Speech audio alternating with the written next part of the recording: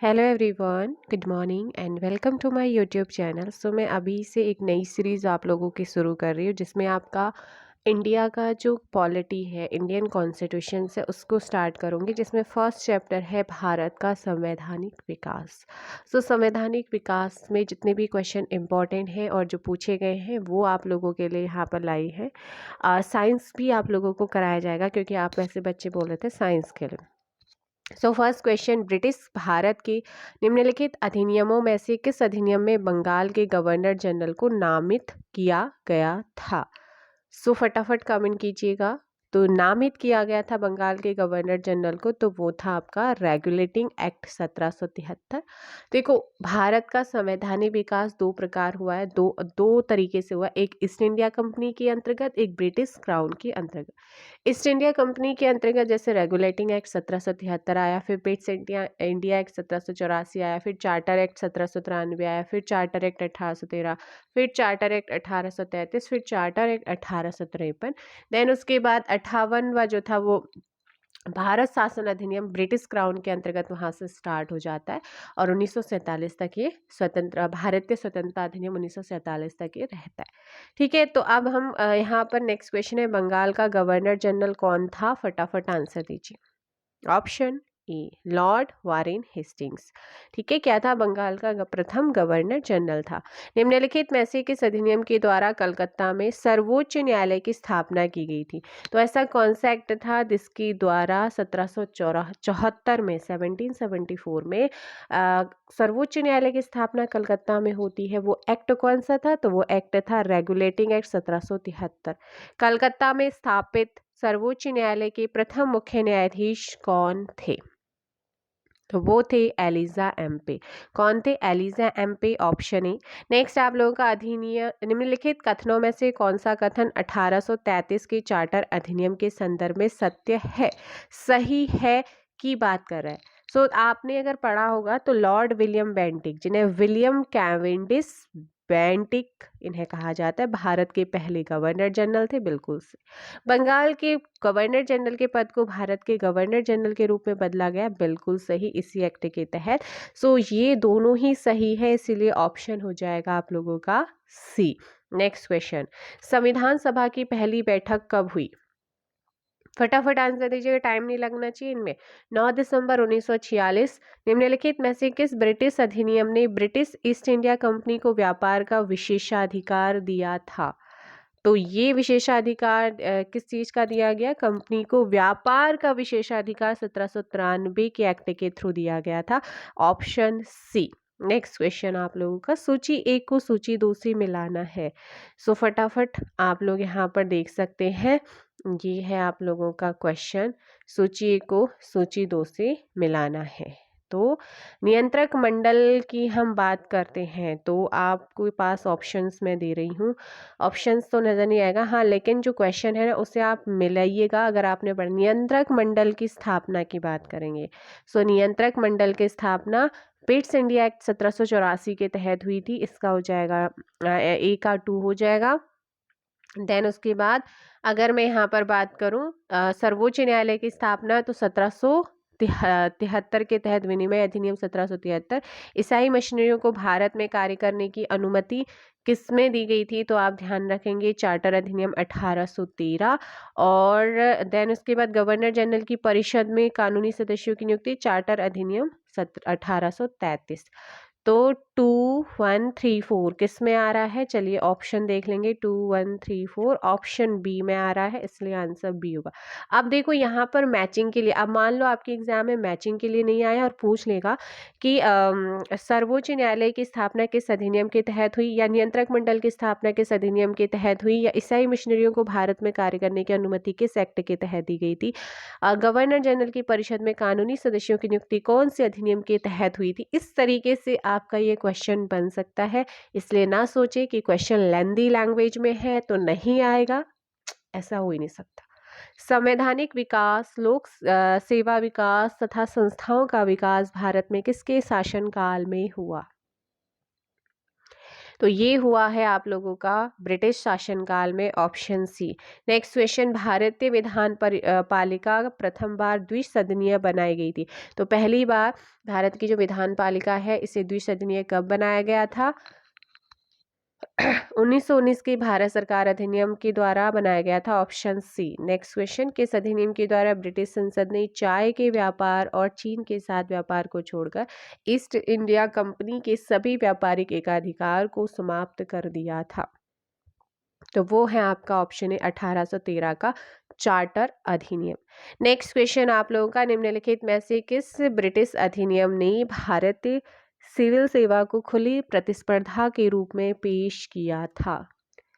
तो वो था आपका चार्टर एक्ट 1853 का, ऑप्शन ए। नेक्स्ट, निम्नलिखित में से किस ब्रिटिश अधिनियम ने तीनों प्रेसिडेंसियों को एक सामान्य प्रणाली में एकत्रित कर दिया था?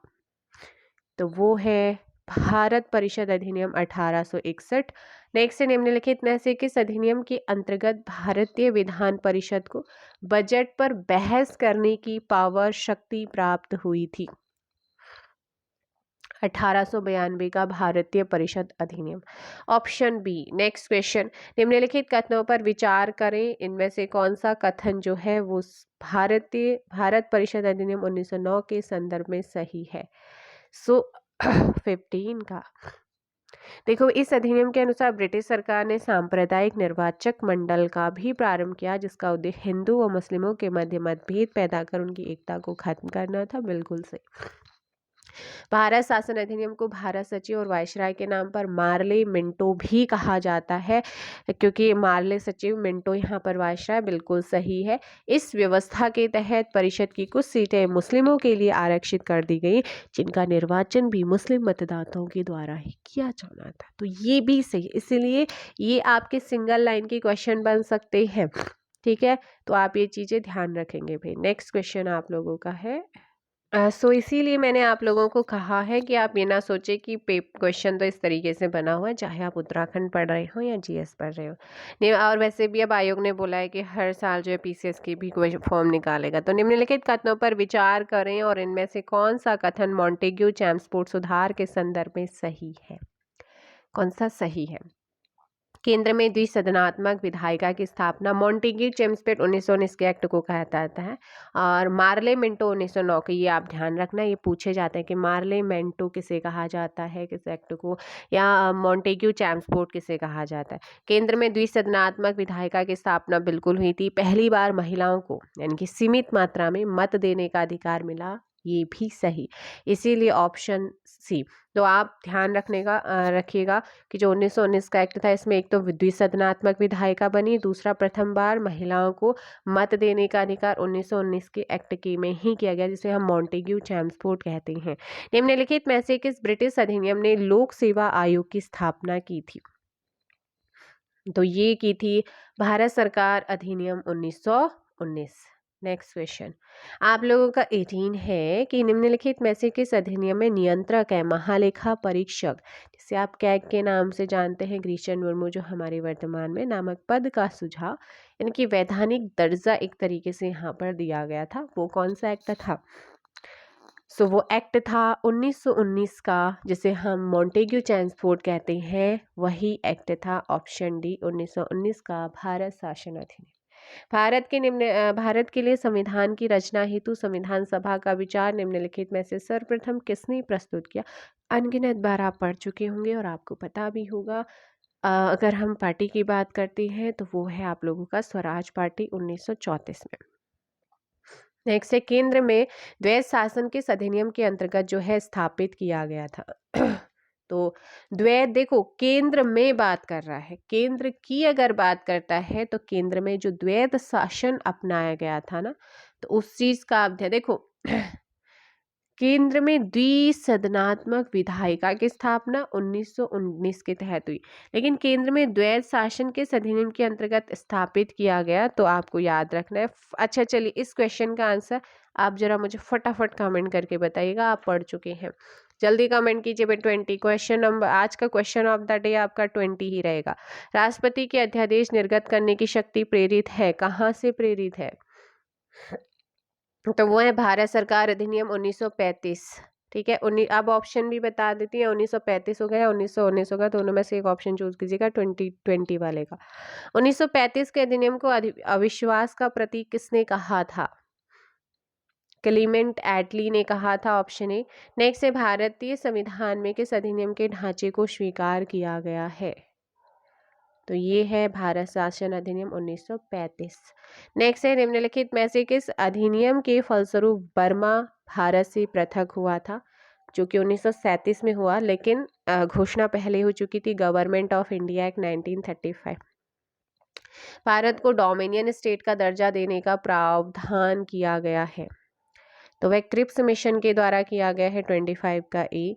नेक्स्ट आपका है 1935 के अधिनियम के द्वारा स्थापित संघ में अवशिष्ट शक्तियां जो है वो किसको दी गई हैं? अगर आपसे पूछता है तो वो दी गई थी उस टाइम पे गवर्नर जनरल को। अखिल भारतीय महासंघ स्थापित करने का प्रावधान शामिल किया गया था, किसके द्वारा? तो ये भी भारत सरकार अधिनियम 1935 के द्वारा। हमारा जो ज़्यादातर है स्रोत हमने जो लिए हैं वो 1935 से ही लिए। भारत का संघीय न्यायालय निम्नलिखित में से किस वर्ष स्थापित किया गया था? ऑप्शन बी वर्ष 1937 में। भारत की संविधान सभा गठित करने का आधार क्या था? 29। तो वो था कैबिनेट मिशन योजना 1946। ऑप्शन बी हो जाएगा। इन व्यक्तियों में से कौन कैबिनेट मिशन का सदस्य नहीं था? तो आप जानते हैं Pethick Lawrence, A B. Alexander, Stafford Cripps थे, लेकिन विलियम वुड नहीं थे। ठीक है, ऑप्शन ए 30। भारत के संविधान का निर्माण करने वाली संविधान सभा के सदस्यों को क्या विभिन्न प्रांतों की विधानसभाओं द्वारा क्या किया गया था? चुना गया था। नेक्स्ट क्वेश्चन, निम्नलिखित में से कौन सा कथन 1833 के संदर्भ में जो है सही है? तो देखो इसने मिशनरियों को भारत में ईसाई धर्म नहीं, ये तो 1813 के तहत हो चुका था ना। इसने ब्रिटिश ईस्ट इंडिया कंपनी को एक प्रशासनिक निकाय के रूप में बनाया था, तो ये सही है, इसीलिए ऑप्शन ए आपका सही आंसर होगा। भारतीय संविधान के निर्माण हेतु भारतीय संविधान सभा के कितने अधिवेशन हुए थे? कितने अधिवेशन हुए थे? 12 अधिवेशन, आप ध्यान रखेंगे। एंड लास्ट क्वेश्चन है और क्वेश्चन ऑफ द डे आप लोगों को मिल चुका है। किस अधिनियम को मार्ले मिंटो सुधार के नाम से भी जाना जाता है? जरा फटाफट मुझे कमेंट करके बताइएगा, किस अधिनियम को मार्ले मिंटो के नाम से जो है जाना जाता है? ऑप्शन सी भारत शासन अधिनियम 1919। अच्छा, मैं इसी चीज़ पे, अब देखो इतना टाइम है नहीं, तो मैं कुछ करंट अफेयर के क्वेश्चन जैसे लास्ट टाइम इंडेक्स बताए थे और वही चीज़ आ गई है, तो मैं आपको बता देती हूँ। हाल ही में किस राज्य ने मिलेट्स मिशन को शुरू किया है? मिलेट्स मिशन उत्तराखंड सरकार के द्वारा शुरू किया गया। मोटे अनाजों को बढ़ावा देने के लिए जो कृषि विभाग है उसने इसे शुरू किया है, ड्राफ्ट तैयार किया है। उड़ीसा की तर्ज पर ही उत्तराखंड के जो मोटे अनाज है उनको प्रोत्साहित करने और मार्केटिंग के लिए मिलेट्स मिशन योजना यहाँ पर शुरू की। इस योजना में सहकारी समितियों के माध्यम से जो मडुआ है ना, मडुए को खरीदने की व्यवस्था की गई है। इसके लिए एक रिवॉल्विंग फंड भी स्थापित किया जाएगा, तो ये चीज़ आपने याद रखना है। और 1.27 लाख मीट्रिक टन मडुए का उत्पादन। प्रदेश में 86,000 हेक्टेयर पर मडुए की खेती होती है। इसमें 1.27 लाख मीट्रिक टन क्या होता है? उत्पादन होता है। राज्य गठन के बाद से प्रदेश में मडुए की खेती का रकबा कम हो चुका है। अब लोग क्या कर रहे हैं कि जब राशन मिलता है तो मडुआ तो बहुत ही कम है। मेरे गांव में तो अब जो है खेती बहुत कम होने लगी। 2000 में राज्य में मडुए का क्षेत्रफल 1.32 लाख हेक्टेयर था, जो घटकर 2021-22 में 86 हो चुका है। तो सोचो, और आने वाले टाइम में फिर तो कुछ नहीं होने वाला है। सोच रहे हो ना आप लोग, तो ये चीज आप याद रखने हैं। अच्छा, दूसरा, उत्तराखंड में महिलाओं को मिला 36 आरक्षण का कानूनी अधिकार। राज्यपाल ने विधेयक को दी मंजूरी। तो उत्तराखंड की जो महिलाएं हैं इनको नौकरी में 30% क्या है? 36 आरक्षण, तो हॉरिजॉन्टल रिजर्वेशन का यहाँ पर लाभ दिया जाएगा। 30 नवंबर 2022 को विधानसभा से महिला आरक्षण बिल को क्या मिली मंजूरी। ये पहले से ही था। देखो, महिलाओं को सरकारी नौकरियों में 30% आरक्षण का 18 जुलाई 2001 को उत्तराखंड सरकार ने जारी किया था, और 24 जुलाई 2006 को तत्कालीन नारायण दत्त तिवारी, वैसे जो स्टार्टिंग में हुआ था ना 20% था, लेकिन जो नारायण दत्त तिवारी थे, इन्होंने 20% जो आरक्षण था उसकी सीमा को 30% किया था। तो स्टार्टिंग में 20 था। जैसे कि आपको पता है 18 जुलाई 2001 को जब अंतरिम सरकार थी, उसने 20% आरक्षण का शासनादेश जारी किया। फिर 24 जुलाई 2006 को तत्कालीन जो ND तिवारी थे, हमारे नारायण दत्त तिवारी, इन्होंने इसे 20 से 30 कर दिया, और 26 अगस्त 2022 को हाईकोर्ट ने एक याचिका पर सुनवाई के दौरान आरक्षण का जो शासनादेश था ना उस पर रोक लगा दी। फिर आप सभी ने जो है इसके खिलाफ आवाज उठाई थी। 4 नवंबर 2022 को सरकार की SLP पर सुनवाई में सुप्रीम कोर्ट ने हाई कोर्ट के आदेश पर रोक लगा दी, और 29 नवंबर 2022 को सरकार ने विधानसभा के सदन में विधेयक पेश किया, और 30 नवंबर 2022 को विधेयक को सर्वसम्मति से पारित करार कर राजभवन भेजा गया, और 10 जनवरी 2022 को इसके राज्यपाल की भी मंजूरी दी गई थी। अच्छा, ऐसा कौन सा राज्य है जहां पर नकल विरोधी कानून लागू हुआ है, जो कि हबड़ तबड़ में इन्होंने किया है, जो कि गलत है, जिसमें बहुत सारे रूल्स अभी तक नहीं बने हैं, है ना। तो ये होती है कि अपने आप को बचाना, एक तरीके से अपनी पार्टी को ही बचा रहे हैं, पार्टी किसी के बच्चों का हित ही नहीं देखा जा रहा है ना। तो यहाँ पर उत्तराखंड देश का कौन सा राज्य है जिसने नकल विरोधी कानून लागू किया, इस तरीके से क्वेश्चन बन सकता है। क्योंकि भारत में जो सबसे पहले राजस्थान है ना, राजस्थान सरकार ने नकल विरोधी कानून को लागू किया, और दूसरा राज्य हमारा उत्तराखंड बना है। ठीक है। तो भर्तियों में जो है अनुचित साधनों की रोकथाम और निवारण के उपाय अध्यादेश 2023 को इन्होंने मंजूरी दी है, लेकिन मुझे तो इसमें बिल्कुल भी देखो, यदि इसमें क्या कहा, यदि कोई व्यक्ति प्रिंटिंग प्रेस, सेवा प्रदाता संस्था, प्रबंध तंत्र, कोचिंग संस्था इत्यादि नकल कराने में दोषी पाया जाता है। यहाँ पर ये क्यों नहीं कि सरकारी व्यक्ति, सरकारी नौकरी करने वाला व्यक्ति, तो उसे उम्र कैद की, यहाँ पर ये चीज नहीं कही गई है। इस प्रकार अगर कोई सरकारी ऑफिसर उसमें लिप्त पाएगा तो उसके लिए क्या प्रावधान है, वो कहाँ है आप लोगों का, तो ये चीज नहीं कही गई है। इसलिए भाई, अगर आज आवाज नहीं उठाएंगे ना, तो हमारी जो एज है वो तो कहीं ना कहीं जा चुकी है। ठीक है। आप लोग मेरे से पूछते हो कि मैम आप एग्जाम आपका कब कैसा हुआ, भाई एज भी तो होनी चाहिए ना, कि जो एक एग्जाम की आप मेरे से पूछ रहे होते हैं। इसलिए मैंने कहा कि मैं उत्तराखंड के एग्जाम नहीं देती हूँ, और जो देती हूँ वो आपको पता चल जाएगा। ठीक है। लेकिन जो आप एग्जाम देते हैं वो एग्जाम्स को मैं नहीं दे रही हूँ। ठीक है भाई, तो ये आप याद रखना है। और आप जानते हैं एक क्वेश्चन तो बहुत इंपॉर्टेंट अपकमिंग एग्जाम के लिए बन चुका है कि कर्तव्य पथ पर किस राज्य की झांकी को पहला स्थान मिला है। तो उत्तराखंड की मानस खंड पर आधारित झांकी को यहाँ पर प्रथम स्थान मिला। 27 में से 16 राज्यों की झांकी का चयन हुआ था, ये याद रखना है। जिसमें मानस खंड, इस बार इसकी थीम आपसे पूछ सकता है, थीम आप ज़रूर यहाँ पर ध्यान रखना, क्योंकि थीम अक्सर एग्जाम में पूछी जा चुकी हैं। और अब तक 13 झांकियों का प्रदर्शन हो चुका है उत्तराखंड की ओर से। सबसे पहले तो इनमें 2003 में फुलदेई, 2005 में नंदा राजा, 2006 में फूलों की घाटी, 7 में कॉर्बेट नेशनल पार्क, 9 में साहसिक पर्यटन, 10 में कुंभ मेला हरिद्वार वाला, और 14 में जड़ी बूटी, 15 में केदारनाथ, 16 में रम्माण, 19 में अनाशक्ति आश्रम, 21 में केदारखंड, 22 में केदारखंड, और बढ़ता हुआ आगे के लिए था यहाँ पर प्रगति की ओर बढ़ता उत्तराखंड। और 23 की बात करते हैं तो वो मानस खंड पर आधारित यहाँ पर थी, जिसमें जागेश्वर धाम, अल्मोड़ा का और कॉर्बेट नेशनल पार्क आप लोगों का यहाँ पर था। और साथ में बारहसिंगा, घुरल, हिरन, तमाम अलग अलग चीज़ें थी। ऐपण की बेलों से सजाया गया था, जो कि करंट में चल भी रही हैं। इन सारी चीज़ों को वहाँ पर जो थीम बनी थी वो थी मानस खंड। ठीक है। तो ये सारी चीज़ें आप याद रखेंगे। ONGC के चेयरमैन कौन बने हैं हाल ही में, तो ध्यान रखना ONGC के बने हैं अरुण कुमार सिंह। और 7 दिसंबर 2022 को उत्तराखंड के पहले मुख्यमंत्री स्वर्गीय नित्यानंद स्वामी के 94वें जन्मदिवस के अवसर पर आयोजित कार्यक्रम में नित्यानंद स्वामी जनसेवा समिति के द्वारा प्रदेश के जो चीफ मिनिस्टर हमारे हैं पुष्कर सिंह धामी जी ने स्वच्छ राजनीतिक सम्मान 2022 मिला है। लेकिन स्वच्छ नहीं, अस्वच्छ होना चाहिए यहाँ पर, एक तरह अगर हम अपनी भाषा में बोलते हैं तो, ठीक है।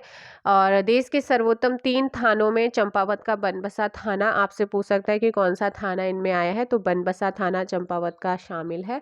और उत्तराखंड को इस साल नाबार्ड कितना करोड़ देगा, तो 30,000 रुपये, 30,000 करोड़ देगा कौन, नाबार्ड।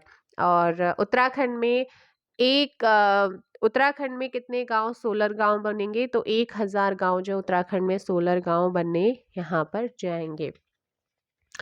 और हाल ही में उत्तराखंड को रेल विकास के लिए कितने करोड़ की राशि दी गई है, 504 करोड़ की। उत्तराखंड के लिए बजट में प्रावधान एग्जाम में आ सकता है। देहरादून और हरिद्वार रेलवे स्टेशन को विश्वसनीय बनाए जाने की। मुरादाबाद मंडल के तहत हर्रावाला, रुड़की और कोटद्वार डेवलप के होंगे।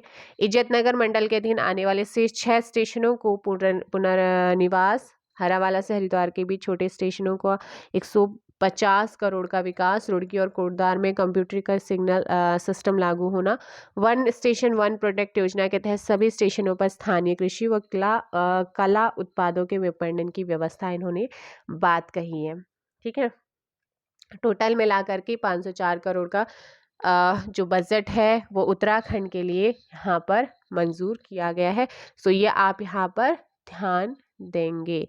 बहुत ज़्यादा है। अगर हम उत्तर भारत की हिमालयी राज्यों को देखें तो उसके अकॉर्डिंग उत्तराखंड के लिए बहुत अच्छा बजट यहाँ पर दिया गया है। तो बाकी हम क्वेश्चंस की बात करेंगे, जैसे जैसे हम चलते रहेंगे वैसे वैसे। मिलते हैं नेक्स्ट वीडियो में। फिलहाल के लिए इतना ही। जाते जाते क्वेश्चन का आंसर देंगे कि उत्तराखंड की किस जिले में विश्व स्तरीय क्याकिंग क्नोइंग अकादमी स्थापित की जाएगी, कौन से जिले में। सो मिलते हैं नेक्स्ट वीडियो में। फिलहाल के लिए इतना ही। Thank you so much.